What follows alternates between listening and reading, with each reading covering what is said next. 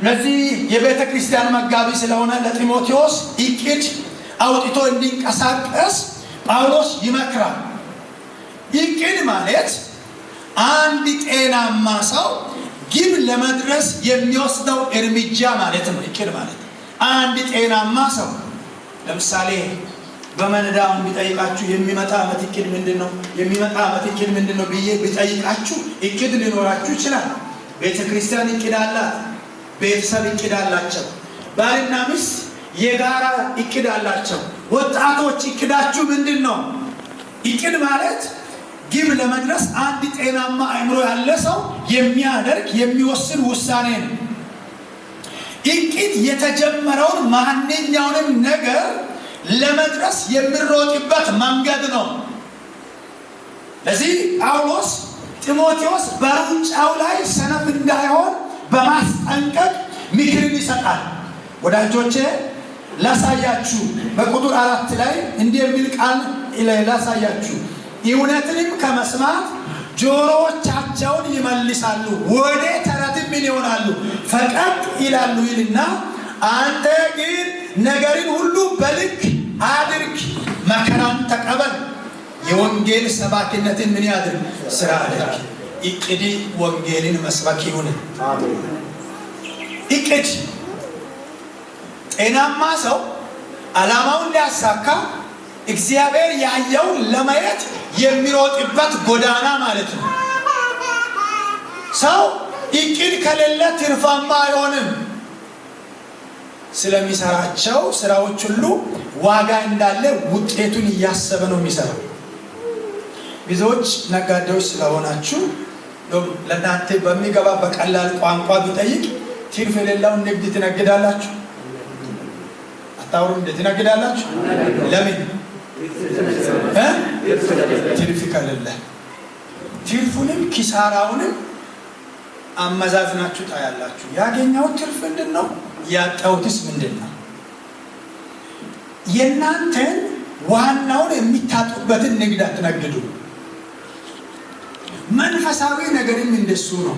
ዋናን የሚያሳጣ ንግድ ለመነገድ ጊዜያችሁን በከንቱ ቦታ እንዳትጨርሱ ጢሞቴዎስም እንዳይጨርስ ሐዋርያ ጳውሎስ የሰጠው ምክር አንተ ግን ነገርን ሁሉ በልክ አድርግ፣ መከራን ተቀበል፣ የወንጌል ሰባኪነትን ምን ያድርግ? ስራ አድርግ ይላል። እቅዱ ወንጌልን እንዲሰብክ ነው። በተለይ የወንጌል ሰባኪነትን ወንጌልን ለምንድን ነው ስባክ ያለ? ወንጌል ማለት ማታ አውርቼ ያለው የምስራች ቃል ነው። ከእግዚአብሔር የተላከ የምስራች ቃል ነው። አላችሁ ከኔ ጋር? ወንጌል ምንድን ነው? የቤተ ክርስቲያን ትልቁ ዓላማ ምንድን ነው? አውሩ እንጂ አውሩ እንጂ ይኸውላችሁ ወንጌል ይህ ወንጌል መጽሐፍ ቅዱስ የተጻፈበት ዋና ጉዳይ ወንጌል እንዲሰበክ ነው። አንድ ሁለተኛ መንፈስ ቅዱስ ወደ እኛ የመጣበት ሁለተኛ ዓላማ ወንጌል እንዲሰበክ ነው።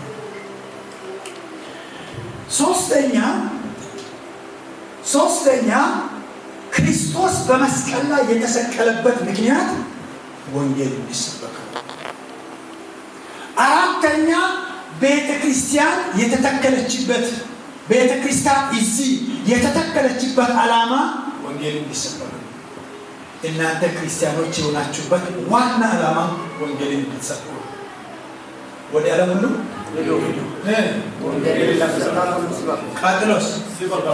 ቀጥሎስ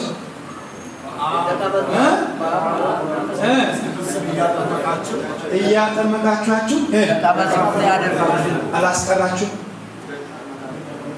እያጠመቃችኋችሁ ካለ በኋላ የሆነ አረፍተ ነገር አልቀረም።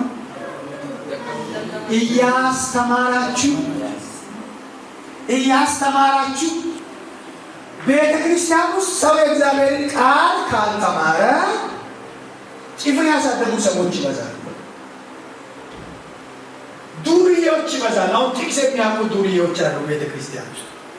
ለእግዚአብሔር ቃል የማይታዘዙ በወንጀል የሚያምኑ ሕገወጥ ስራን ለመስራት የሚደፍሩ ሰዎች ይበዛሉ። የእግዚአብሔርን ቃል ሲታስተምሩ ትልልቅ ለክፋት ያደጉ ጥፍሮችን ቃሉ ይቆርጣል። ጤናማ ሰዎች ይበዛል። መንፈስ ቅዱስ ደግሞ በቤተ ክርስቲያን ውስጥ እሱ በሚከብረው መንገድ ይሰራል። ስለዚህ እቅድ የወንጌልን ስራ ማስቀጠል ይሆናል። ወንጌልን ሲበቅል እግዚአብሔር አምላክ የወንጌልን እሳት እንደገና ያድድ። ወንጌልን የሚሰብክ ቤተ ክርስቲያን ትሸለማል። እናንተ ኖርቴሞች ስትቀጣጠሉ ደስ ይለኛል። ይሄ መቀጣጠል በኢየሱስ ስም አገሪቱን ይወርስ። ወንጌል የሚደብቅ መብራት አይደለም፣ ይዘን የምንወጣበት። እቅዳችሁ እሺ ማዳም ይያል ቤት ለማግዛት ነው የምትኖሩት። እንትና ቤት እውነት ነው ብላችሁ አንዳንዶቻችሁ የገዛችሁ ቤት ሳታዩ ነው ወደ ላይ የምትሉት። እናንተነብቶች የናችሁ ሳታዩ ወደ ላይ ትላላችሁ። እሺ ሀገራችን ዋቸሞ ነው ወይስ ሀገራችን ሰማይ? ሀገራችን አዲስ አበባ ወንደምኔም ያለበት ምንድን ነው? 22 ኪሎ ምናምን ነው። ሀገራችን የት ነው? እስኪ ሀገሬ ሰማይ ነው የምትለው። ልጆቻችሁን ለምን ይፈልጋል? ሀገራችሁ የት ነው? እስኪ ሀገራችን ሰማይ ነው በሉት። ስለዚህ ምን እንስበክ? ወንጌል ሲሰብኩ በመካከላቸው ክርስቶስ ይመጣል። ዋናውን ልንገራችሁ፣ ሌላ አውቆ ይመጣል። የተረሳ ጉዳይ እቅድ ወንጌልን ለመስበክ ይሁን። ይኸው ወንጌልን ለመስበክ ማይክ ካያዝክ መንፈስ ቅዱስ ከአንተ ጋር አብሮ ይሰራል። ወንጌልን ለመስበክ ከተነሳችሁ የእግዚአብሔር እሳት በእናንተ ውስጥ ይሰራል። እቅዳችሁ እሱ ይሁን። እቅድ በተለይ ጳውሎስ ይህንን አቅድ፣ የወንጌል ሰባኪነትን ምን አድርግ? ስራ አድርግ። እናንተ የምትፈሩትን ወንጌል ራሱ የራሱ የሆነ ጦር አለ። ታምናላችሁ? ለአንዳንዶቻችሁ ወተት ነው። ቅድም አሁን እንደተወለደ ሕፃናት የቃሉ ወተት ተመኘ የሚለውን ቃል አንብበዋል። ፕሮግራም ላይ ወተት ነው ያሳድጋቸዋል። ጋሻ ነው ይጠብቃቸዋል። ጦር ነው ጠላቶቻችሁን ይወጋል። ድንጋይ ነው የጠላትን ሰፈር ያናውጣል። ምንጭ ነው ጥማታችሁን ያረካል። ልብስ ነው የክብር ልብስ ያለብሳችኋል። ሞገስ ነው በሰው ሀገር ያከብራችኋል። ወንጌል በሉት። ኪሳችሁ ወንጌል ይሰጥ። አንዳንድ ሰው ለወንጌል ችችፎ ማይሰጡ ሰዎች አሉ። ሲጀመር እኔ ገንዘብ ጠይቄ መላኩ ለወደፊት አልጠይቅም። ግን የሚዘሩት እቅድ ማለት እኔ እግዚአብሔር ቢያከብረኝ፣ አንዳንድ ጊዜ ህልማችሁ ራሱ ጥሩ ይሁን። እግዚአብሔር በጣም ባለጠጋ ቢያደርገኝ 10 ሚሽነሪ ይልካል። ለዛ ሰው መንፈስ ቅዱስ ይረዳል አይደል? እንትን ነገር ፓኪስታን ነው የሚልከው ስትል እግዚአብሔር በር እየከፈተ አሜን። እግዚአብሔር እኔን ቢረዳኝ ያጎቴን ልጅ ባለፈው የሰደበኝ እሱን እንደው አዲስ መኪና ገዝቼ ነበር ማስቀና ስትል አላማ እሱ ነው ይላል። ለዛ ነው አላማ። እግዚአብሔር የማንንም ሞቲቭ ያውቃል። እቅዳችሁ ምንድን ነው? እግዚአብሔር ያከብራችኋል። እቅዳችሁ ምንድን ነው? እግዚአብሔር ያበለጽጋችኋል። እቅዳችሁ ምንድን ነው? አንድ ጊዜ ነው እንትን ገጠር አካባቢ ላይ አንዱን ልጅ ጌታ ረዳውና አሜሪካ ሄዶ 2 ሚሽነሪዎችን ይረዳ ነበር። 2 ሚሽነሪዎችን ወንጌል እንዲሰብኩ ለሁለቱ ሚሽነሪዎች ገንዘብ ይልካል። እሱ ነው ሙሉ ደሞዝ የሚችል።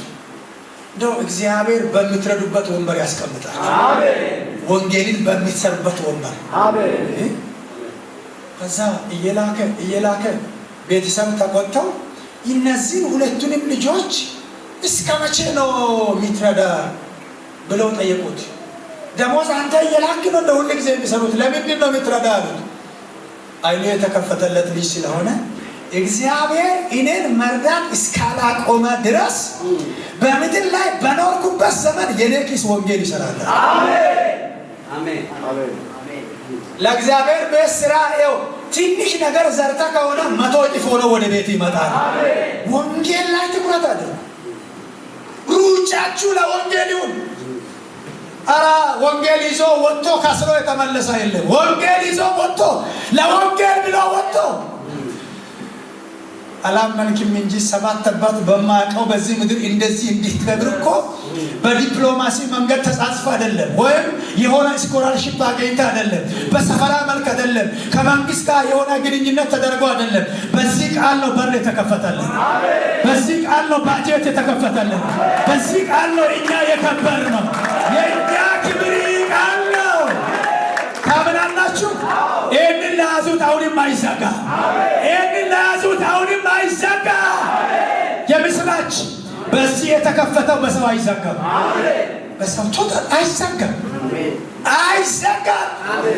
እግዚአብሔር ከፍቶ ሰው የሚዘጋ በር የለም። ያወራሁት ቃል ግልጽ ነው።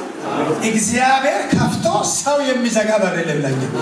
እሱ ከጀመረ ሰው አያስቆምም። ጀማሪ እሱ ከሆነ ይቀጥላል። አሜን ነው። በእሳት ውስጥ ባለፈ ጊዜ አይደል ያለው? በእሳት ውስጥ ምን በወቅ ጊዜ ባለፈ ጊዜ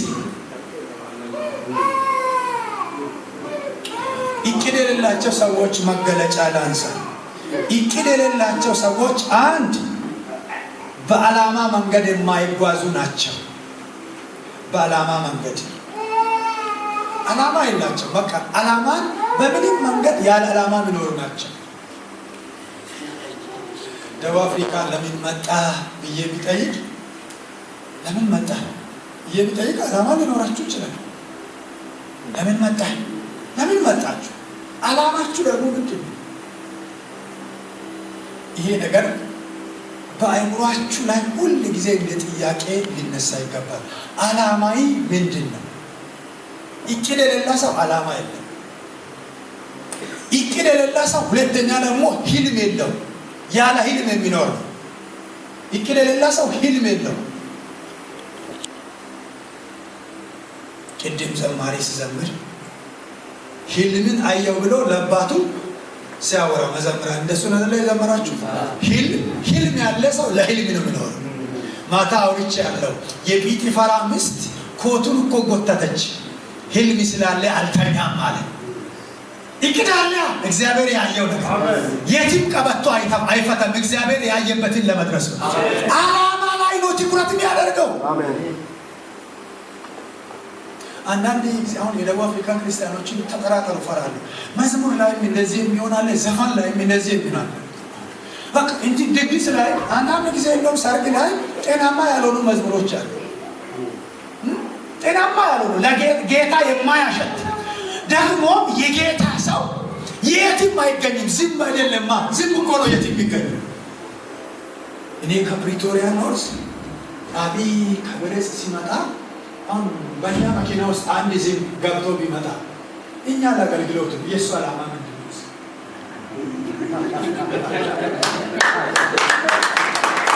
እሱ ዓላማ አለ? ንገሩኝ። ዓላማ አለ ወይ? ዓላማ የሌለ ሰው የት እንደሚሄድ ምን እንደሚያደርግ እንዲህ በሚለው ሁሉ ይሄዳል፣ እንዲህ በሚለው ሁሉ ይመጣል። የሚበላውን አያውቅም። የምን አናኖሩ ሁሉ የተፈታ ነው። ህልም የሌለ ነው። ጠንቃቃ ክርስቲያን ግን ነው። እምቢ የሚል እምቢ የሚያስብል መንፈስ በእናንተ ላይ ይግባ። እምቢ ላቆቆም ሲል ምን ነው አንሰግድም። እምቢ ከእግዚአብሔር ሕዝብ ጋር መከራ መቀበል ይሻላል። እምቢ አንቺ በምትይ ቦታ ላይ ምን አንሆንም አንተኛም። እምቢ ያ መንፈስ በእናንተ ላይ ይሁን። ሰይጣን በዚህ ምድር የብዙ ወጣቶችንና የብዙ ነጋዴዎችን ገንዘብ የበላው እምቢ ማለትን ስላልቻሉ እምቢ በሉ። አንዳንድ ነገር ሁሉም ነገር ይሻትበል አይሻትበል ና እንትን መናሲብ ሰባ አለ። አሁን እዚህ ሀገር ደግሞ በዘር እያደራጀ ቤተክርስቲያንም የዘር ቤተክርስቲያን እንዳይኖር አሁን ከፋፍሎ የኛ እኮ ነው። የኛ ሾፕ እንጂ የኛ ቤተክርስቲያን አለ።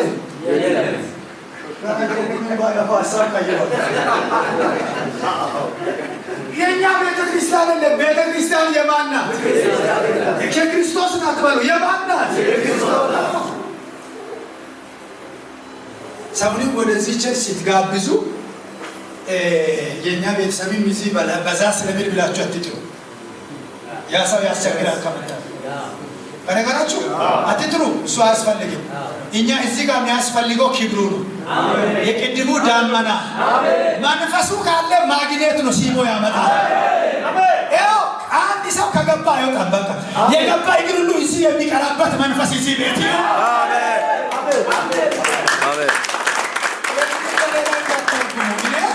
መንፈሱ ካለ ማንም ይመጣል። ክብሩ ካለ ዳመናው ካለ የጌታ መንፈስ ይውረሳችሁ።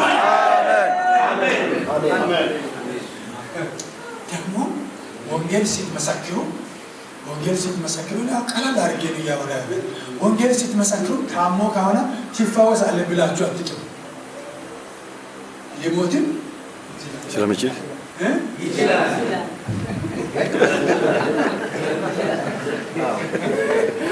ትፈወሳለህ ብላችሁ አትስማሙ። ልትሞትም ትችላለህ፣ ግን በሰማይ ምን አለ? የዘላለም ሕይወት። ኦሪጂናሉ ይነገር እንጂ በጌታ በኢየሱስ አሜን በሉ እንጂ። ዲያ ከሆነም ሀብታም ትሆናለህ። ፓስተር ጸልዮ አገልጋይ መጥቶ ጸልዮ ኖ የኛ ሀብታም ከሆነም ቆይቷል። የአዲስ ኪዳን ሀብታችን ኢየሱስ ውስጣችን ላይ ገባው። ኢየሱስ የተሳካለ ሰው ጮ አሜን ይበል። ከሲጩና ተሳክቶልኛል ብሎ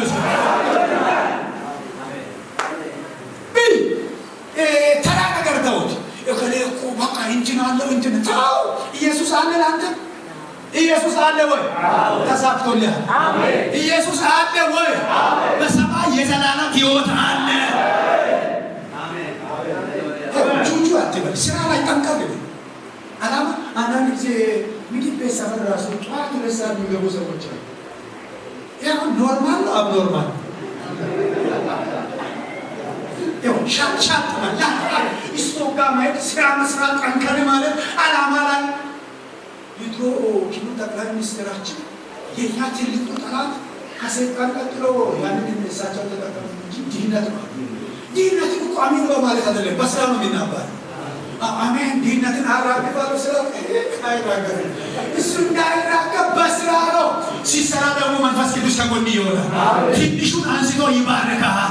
ጮኸ አሜን በማለት እስኪ እጆቻችሁን ከፍ አድርጉና ይሰራለሁ በሉት። እስኪ ይሰራለሁ፣ አላማዬ ጋር ለመድረስ እጸልያለሁ፣ ወንጌል ይሰብካለሁ፣ ስራን ጠንክሬ እሰራለሁ በሉት። አሁን ማገለጥ አሁን ወፋፌ ወጡ ሰዎች ውስጥ ይወስ ትባረካለህ ይላል። ቁጭ ብለህ ትበላለህ ይላል። ይሄን አሜን ብለህ ትቀበል ቁጭ ብለህ ትበላለህ የሚለው ወይ እግሪ ወይ ስፔናል ኮርድ ላይ አደጋ ደርሶ ሰው ያበላል ማለት ነው። አሜን እንዳትል ይሄን አትቀበል። እግዚአብሔር ቁጭ ብለህ አይደለም እየተንቀሳቀስ እየሰራ ትበላለህ ነው። አሁን በዚህ አሜን የማይሉ ሰዎች አሉ። እስኪ እየሰራ በላለህ በለው። ቁጭ ብለህ ተኝተህ ትበላለህ የሚባለው አትቀበል። ተኝተህ ካለ ትታመማለህ። አልጋ ላይ ሰው ያበላል ማለት ነው።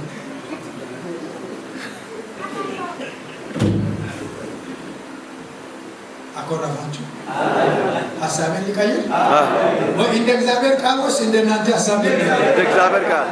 እሺ ሳትሰሩ የሚባርከው የተኛው አምላክ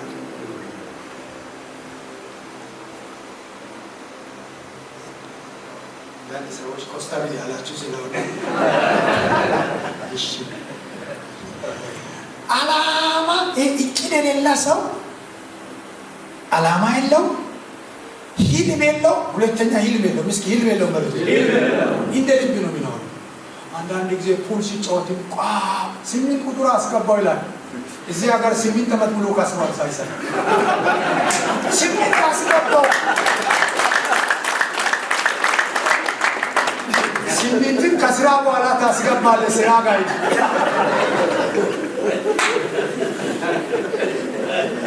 ጁ ዓለም የመንቸቹ ስለሆነ አስፈልግም። እግዚአብሔር ጀግና ነው። ልጆቹ ጀግናዎች ናቸው። ጳውሎስ ጢሞቴዎስን አልገረፈም እንጂ በደንብ ነው የመከረው። የእግዚአብሔር ሰው የተደበቀ ሀብት ታገኛለች ስላለኝ አልሰራም። የእግዚአብሔር ሰውን የዚህ ሀገር ሰውን አጣርተህ ነው ያንን ያለ ወይ የዚህ ሀገር ሰው ሊሆን ይችላል ወይ እግዚአብሔር ሰው ሊሆን ይችላል። አሁን ደግሞ አደገኛ ሰዎች መጥተዋል። እኔ ፖስታ ላይ ሲጸልይ ብር እንዳለ ሞላ ስለዚህ በፖስታችሁ ላይ ጸልያለሁ ይልና እናንተ ደግሞ ከጸሎት በኋላ ብር ይጠይቃል። ለምን እሱ ትልቅ ቦርሳ ገዝቶ ጸልዮ እዛ ቦርሳ ውስጥ ብር አይገባም? ይችላል የጩልሌዎች ቴክኒክ ነው። ወንድሜ ባዶ ፖስታ የሚባል ነገር የለም።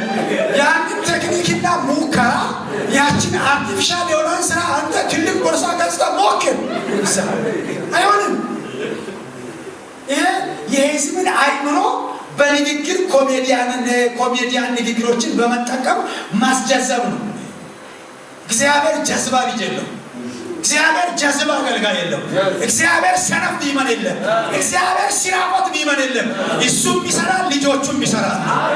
እሱም ጠንቃቃ ነው፣ ልጆቹም ጠንቃቃዎች ናቸው። ነግሬያለሁ ወጣቶች፣ ነግሬያለሁ ሰነፎች እንዳትሆኑ።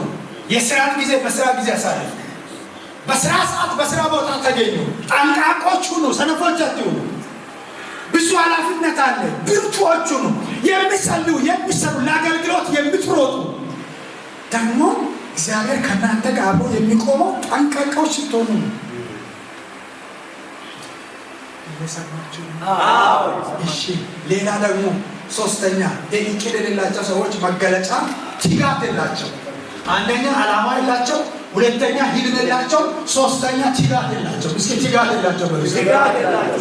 መጽሐፍ ቅዱስ እንዲህ ይላል። መጽሐፍ ቅዱስ የሰነፍ እጅ ይገብራል፣ የትጉ እጅ ትገዛለች ይላል።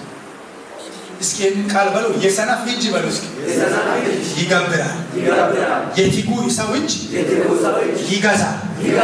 መገበር ነው መግዛት ነው የምትፈልጉት?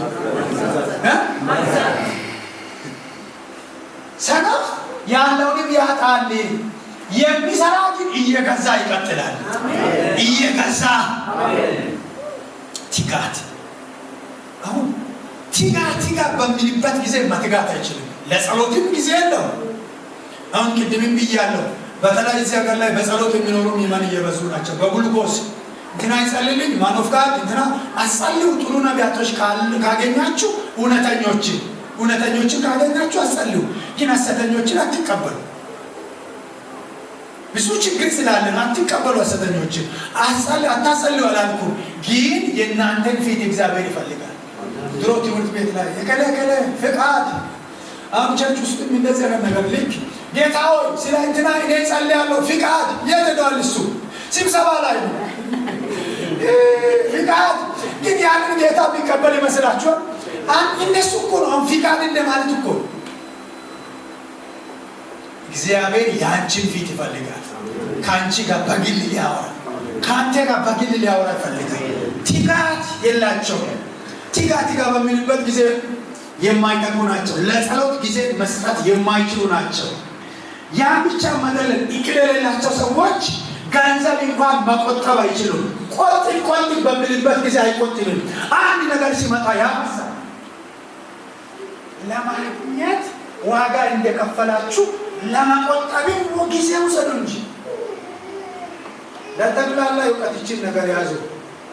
እግዚአብሔር ገንዘብ ሲሰጣችሁ በማይሆን ቦታ ሁሉ አታፍስሱ። አሜን በሉ። አሜን። ቆጥቡ። እግዚአብሔር አያምጣ። ባለፈው የተባለው ግርግሩ ከፍ ብለው ከምንሰራበት ቢዝነስ ከሾፑላ ወጣችሁ ቢሆን ኖሮ የዚህ ማይክ ድንጋይ የሚገዙት ገንዘብ ልታገኙ ትችላላችሁ? ነገሩን ይቻላል ወይ? ቆጥቡ። እቅድ ያለ ሰው ይቆጥባል። ገንዘብ አጠቃቀም ላይ ራሱ ክሌቨር ነው። ያገኘውን አያፈስም። ምን መግዛት እንዳለበት ያውቃል። የት ጋር ማዋል እንኳን እንደሚችል ያውቃል። በተለይ የዚህ የደቡብ አፍሪካ ትዳርን የሚበጠብጠው የገንዘብ አጠቃቀም ችግር፣ ሌላ ደግሞ የቤተሰብ ጣልቃ ገብነት፣ የእርስ በርስ ያለመተማመን፣ አብሮ ያለመጸለይ፣ አብሮ ያለመትጋት፣ እርስ በርስ ያለመደጋገፍ፣ ብሩህ አእምሮ ያለመኖር መንፈሳዊ ሕይወትን ይጎዳል። አሁን እዚህ የምንዘለው የጸሎት ያ የመዝለል መንፈስ ቤት ውስጥ እንኳን ቢጀምር ድሮ አገር ቤት የደመራ ጊዜ ታስታውሳላችሁ? የደመራ እንጨት ታውቃላችሁ? የደመራ እንጨት ከደመራ ቀን በፊት እኮ ነው የሚዘጋጀው። ሁሉም እንዲደርቅ ያዘጋጃሉ። ያንን ስርዓት የሚያደርጉ ሰዎች ይደርቃል። አንድ ጊዜ እሳት ሲለኮስ ሰፈርን ሁሉ ነው የሚያበራው። መንፈሳዊ ነገር እንደሱ አንድ ላይ ስትሆኑ በተቀጣጠለ መንፈስ አንድ ላይ ስትሆኑ ቤታችሁ ላይ ብቻ አይደለም፣ ቤተክርስቲያናችሁ ብቻ አይደለም፣ ከተማችሁም ኢየሱስ ይበራል። አሜን። ህይወታችሁ ላይ ኢየሱስ ይበራል። አሜን። በእናንተ ስራ ላይ ክርስቶስ ይበራል። አሜን። ያንን እንድታደርጉ ሊመክራችሁ ፈልጋለሁ። ሌላ እቅድ የሌለ ሰው ለዘር ሰፊ ጊዜ የማይሰጡ ናቸው። እቅድ የሌላቸው ሰዎች ዘር ለመዝራት ሰፊ ጊዜ የላቸው። ዘር ከሌለ ደግሞ ፍሬ አይኖርም። ዘር ታውቃላችሁ ግን ለዘር ጊዜ የላቸው። ለመዝራት መትጋት የምትዘሩበት ጊዜ ሊኖር ያስፈልጋል። የሚሰሩትን ነው የምታጭዱት። ጳውሎስ የወንጌል ሰባኪነትን ምን ያድርግ ነው? ስራይ አድርግ፣ መከራን ተቀበል፣ አገልግሎትን ፈጽም። በተለይ ቁጥር 9 ላይ ያለው ቃል እንዴት ደስ ይላል! ወደ እኔ በቶሎ ልትመጣ ትጋ አለ። በቶሎ ወደ እኔ ልትመጣ ትጋ፣ እንድትመጣ ትጋ። ጳውሎስ ወደ ቶሎ ነው ወደ እኔ ልትመጣ ትጋ። አደከምኳችሁ መሰለኝ። አልደከማችሁ? እቺ ያዝኩትን ልጨርስ። አልደከማችሁ? እውነት እስኪ ካልደከማችሁ ትንሽ ሲሉ ወደ እኔ እንድትመጣ ምን ሆናል? ትጋ። እኔ እሱ የተደሆነ ወደ እኔ እንድትመጣ ቶሎ እንድትሞት ትጋ የሚል ሰው አሁን ይሄ ሰው እንደ ሰው ጤናማ ሰው ነው? ግን ከምድራዊ ነገር ይልቅ ጳውሎስ የሄደበት እንደሚሻል ለልጁ ይነግረዋል። ደግሞ ጌታ ኢየሱስ ክርስቶስ እኔ ባለበት እንድትሆኑ መጥቼ ምን አደርጋለሁ? እንሄዳለን። ደስ ይበላችሁ፣ አገራችሁ ሰማይ ነው። አሜን። አሜን በሉ። አጠገባችሁ ያለውን ሰው እኮ አገር አለን በሉት። በእውነት አንድ ቀን ትሄዳለህ በሉት። ኢየሱስ ወዳለበት ትሄዳለህ በሉት። ስለዚህ ደስ አይላችሁ? አዎ፣ ቅድም ብያለሁ። አገር ቤት ለገዛችሁ ቤት አትጨነቁ። ላታዩ ትችላላችሁ። እዛ በገዛችሁ ቤተሰብ ይኖር አትጨነቁ። እዚህ እንኳን በስልክ ብትጨቃጨቁ ቤቱን ይኖራ ምናምን የምትሉ ደግሞ በእናንተ ስም ስላልሆነ እሱንም እርግጠኞች አትሁኑ።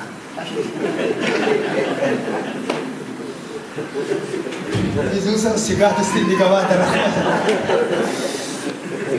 በስማችሁ ግን እርግጠኞች የምትሆኑበትን ነገር ልንገራችሁ። በዮሐንስ ወንጌል ምዕራፍ 14 ልባችሁ ምን አይታወክ፣ በእግዚአብሔር ይመኑ፣ በእኔም ደግሞ ይመኑ። በአባቴ ቤት ስንት መኖሪያ፣ ብዙ መኖሪያ፣ በስሜ በሰማይ ቤት አለ የሚል ሰው ጮኸ አሜን ይበል። ኦሪጂናል ቤት ቤት እንደ ድሮ አይደለም። ቀለም ለቋል፣ ፈርሷል የማይባል ወጪ ማይጠይቅ ቤት አላችሁ። ጮኻችሁ አሜን በሉ። ዋናውን ለምን አልነግራችሁ? እውነት ዋናውን በቃ አትጨነቁ። 10 ምናምን ዓመት ኖሬ ደቡብ አፍሪካ አልሆነልኝ ብላችሁ አትጨነቁ። ሚሳን ከበላ አመስግን። እውነቴን ነው የምልህ፣ ሚሳን ከበላ አመስግን። ጌታ ሆይ ተባረክ። ሰይጣን ደግሞ መኪና አለን እግር ስለሰጠኝ፣ እግር ሲኖር እኮ ነው መኪና የሚታሰበው። ከነገራችሁ ወይ እግር ስለሰጠኝ ምን አደርጋለሁ? እግር እስካለ ድረስ መኪና መቼም ትገዛለህ። እንደ ሲቲ ፓርኪንግ ላይ ቆመዋል። እንደውም እዚህ ሀገር ከሚነዳ ይልቅ የቆመው ነው የሚበልጠው።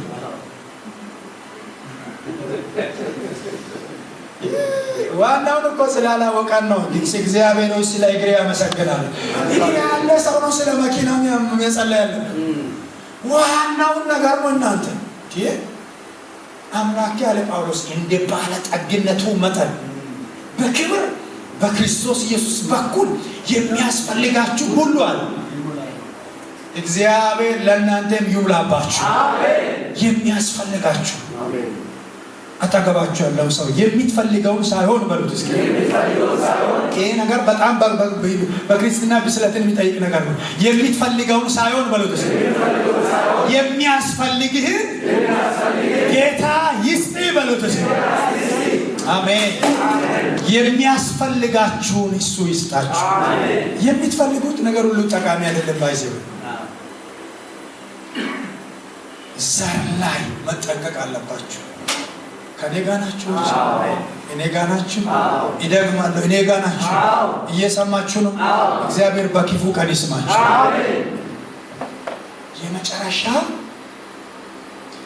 የመጨረሻ እውነተኛ አገልጋይ ትኩረት የሚያደርጋቸው ነገሮች ሶስተኛ ግብ ላይ